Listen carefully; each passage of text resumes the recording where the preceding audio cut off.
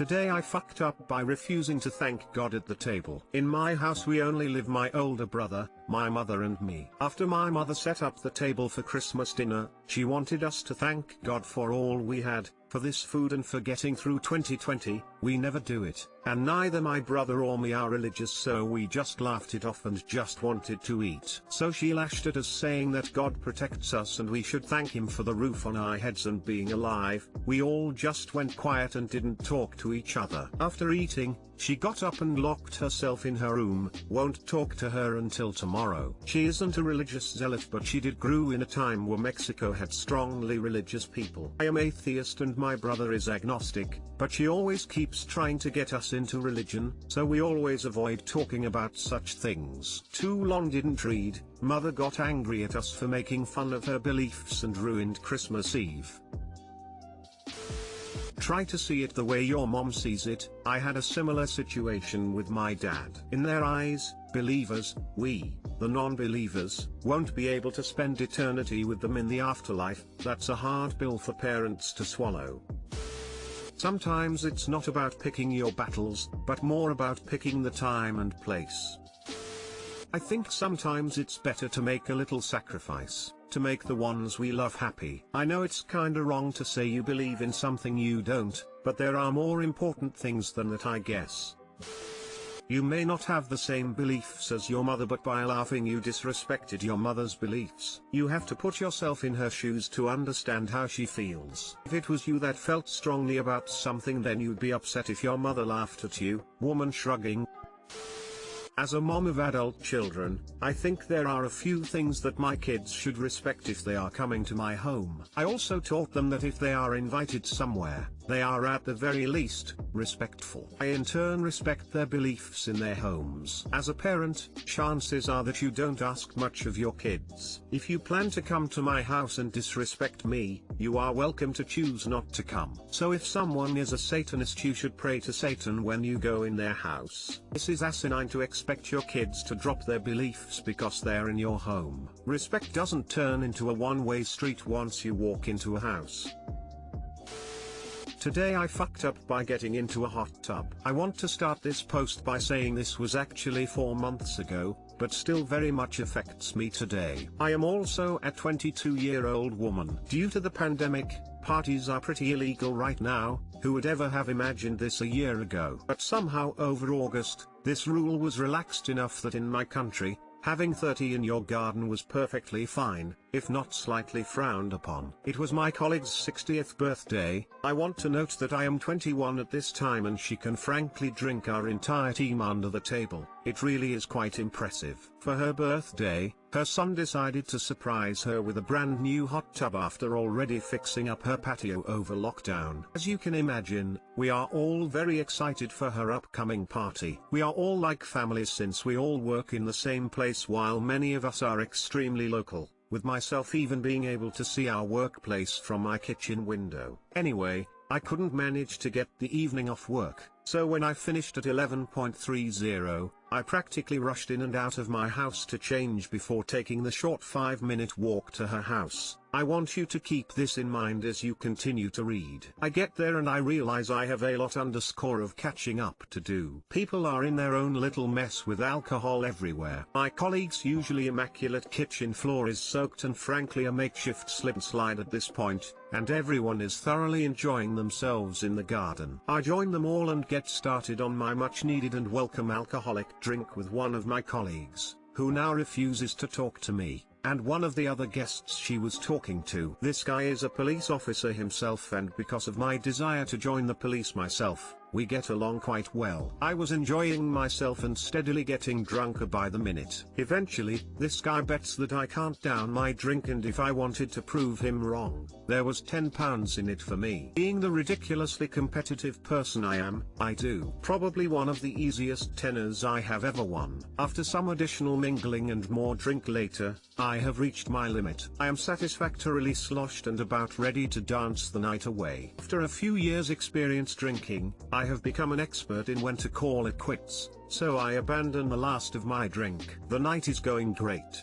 _2 great _ You don't know me, but if you did, you would know that my luck is shocking and it wouldn't be me if something bad didn't happen. At this point I'm trying to calm my feelings of impending doom while someone else shouts, "Hot tub's empty." The few remaining dregs of us, around 6 including the host, decide this is a wicked idea and jump into the hot tub, ignoring the fact that 2 other guests had already got up to no good in it already earlier in the night. He also ignored the common theme of people feeling violently ill after going into the hot tub. It never once occurred to me, even with my basic biological knowledge of what the alcohol does to the body, that the hot tub would tip me over the edge. Until I get out of the hot tub, I am blissfully unaware of how much I have FU by mixing alcohol and a hot tub. Another hour has passed and by this time it is 3 AM. We all decide to get out and carry on partying in the kitchen, but by this point it is a little chilly. I remember having a dry and slightly warm towel shoved in my arms as I stood shivering in the kitchen in my one piece. I have a genius idea. I am going to go home, without a moment to spare. I shove my feet into my dolly shoes and fly out into the night in nothing but my costume, pink towel and black shoes. My colleague lives on a slight incline and as a drunk person I am not as able to put my brakes on to slow down as I would if I was sober. The further I get down this hill, the faster my legs seem to go before it all comes to a halt as I fall flat on my face, literally. I fell so hard I knocked the wind out of myself and lay motionless in the road for a minute or two trying to fathom, in my drunken stupor, what has just happened. I stand up, my head hurts as I've whacked it off the pavement. My wrist hurts because I am sure at this point that it is sprained or something. My hip is bleeding and I have a massive hole in my knee. I barely feel the pain though as I hobble down the road towards, what I thought, was my house. I must have hit my head pretty hard on top of being absolutely smashed from the effects of the hot tub, because I am disoriented. I don't know where I am and I don't know how to get to my house. I realize I am an idiot since in my haste to get home, I left my phone at my colleague's house. I am utterly and helplessly lost. I spent the next 4 hours walking around my hometown having no clue where I am and getting more lost by the second. I even remember bits where I am sobbing into my bloody towel in despair thinking I'll never get home because I'll get kidnapped or something. Even in the state I was in, I was aware of how vulnerable I was pacing around in a swimming costume. Eventually, it starts to get light as it is nearing 7:30 at this point. I notice a car has been following me for a little while. Whoever it was got out of the car some ways up the road and starts talking to me. I think, this is it. This is how I die. I turn around in another direction and we continue to play this game of he gets out the car to talk to me and I turn the other way for a small while. One other car stops also with a woman inside trying to help me. I was so paranoid at this point that I practically run away from her too. Before I know it, a police car turns up. I am utterly mortified and walk in the other direction of that, too. Obviously, they corner me and get out of the car. The 2 officers thanked what turned out to be a taxi driver for calling in. I catch one of them saying to him, "Don't worry, seems to be a mental health call." I can't be any more embarrassed. I knew I must have looked like a state and have a history of mental health problems, so this conclusion certainly wasn't unwarranted, despite my protests. They get me into their nice warm car before they think about sectioning me. I didn't have much of a choice considering how lost I was. I did need the help and I was relieved to feel safe again. It felt quite undignifying to be stood in the early hours of the morning looking like I'd just been dragged about by a pack of wolves with less than an acceptable amount of clothing on. Somehow, they know my name. Turns out the taxi driver is actually one of my customers who has seen my name tag before. My embarrassment intensifies. It also turns out that the woman police officer is the same woman from the car earlier that morning who was on her way to work when she passed me. Yikes. She asks me where I live and I say, "Bye, my workplace." She stares at me blankly. "Where have you come from?" "Was at a hot tub party up by another identifiable landmark. But that's not far from my workplace. You're a long way away from home. How did that happen? I had somehow walked almost an _hour by foot away from my home. I had been walking in quite literally the other direction. When I was returned home, my family were beside themselves and thanked the officers profusely. I was waiting for the yelling from my mum to start, but she simply took pity on me, drugged me up on paracetamol and shoved me into bed after a warm shower. I'm not quite sure what the police officers have written on my notes, but I am sure they had a nice laugh about it after. I however had work at 6 p.m. that evening. I didn't wake up with a hangover, which is about as merciful as I deserve.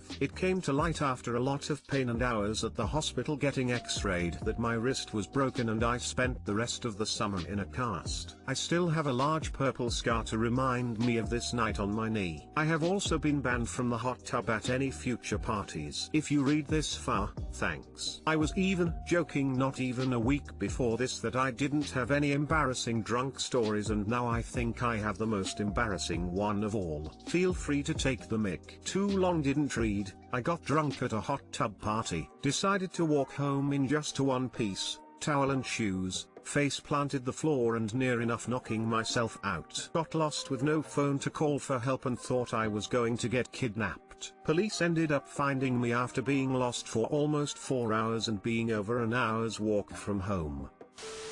Oh honey. Obligatory 5 feet apart. Not meaning to sound like a dick, but what? I used to drink on my hot tub all the time because reasons, and I never felt like it was any different. Good for you, I guess. But somehow over August, this rule was relaxed enough that in my country, having 30 in your garden was perfectly fine. I'm confused because you used a pound sign, but as far as I know in the UK the rules were never relaxed further than a maximum of 6 people being allowed to meet in the garden, and then further to 6 people indoors. In Wales it was relaxed mid-August to 4 households mixing, but 30 people is a lot more than 4 households. Any mention of 30 people was only after weddings or funerals. As far as I was aware, there was a relaxation on restrictions, I'm Welsh, to allow 30 people in a garden, but I suppose this wasn't particularly clear. Perhaps we were breaking legislation and didn't even know it. Anyway, no one got in trouble in that way, and none of the officers even mentioned anything about it not being allowed, so I don't know. The poor cops getting the report from a taxi driver saying, "There's a bloody man wandering around at 6 a.m. in a pink bathing suit." Glad it worked out for you, tow woman, but yes, it could have gone much worse.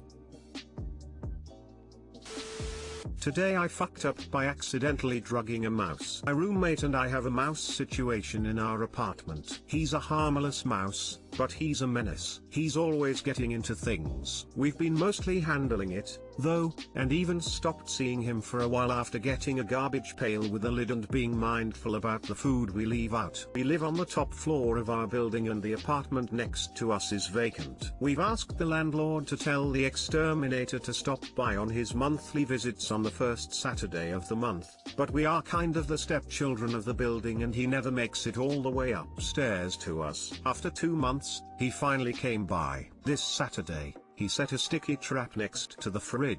It's not one of those catch and release kinds, which made me pretty sad and also grossed out. The thought of finding the mouse, we named him Augustus, lifeless in the trap, or even worse, stuck to the sticky part and struggling to escape before eventually starving to death, made me feel bad for the little guy. He's just trying to live. Since the trap has been placed, we've been extra careful about limiting all distracting smells that will dissuade him from going after the bait in the trap. We thought all the food we have was safely stored in the fridge and cabinets up high. We were wrong. Last night, my roommate heard a sound we've become pretty familiar with, the mouse getting into something in your room sound, characterized by trepidatious, periodic crinkling and rustling. But like I said earlier, we thought there wasn't any food except in the kitchen, where the trap was set. Turns out, There were some THC edibles in my roommate's room. We forgot to account for these when doing our apartment-wide sweep for food scraps. We found them this morning with little mouse holes in the bag. Augustus had gotten into them and ate a pretty big chunk of one of them. We did the math on how many milligrams he ate compared to the average weight of a mouse versus how many milligrams a human eats compared to the average weight of an adult man. Augustus ate 806 times the amount, relative to his body weight, than my roommate eats when he takes one of these edibles. Poor mouse is probably off in our apartment somewhere high off his ass or developing critical thinking. Here's a picture of the bag with the little mouse holes so you can get an idea of how much he ate. I've never used Imager before,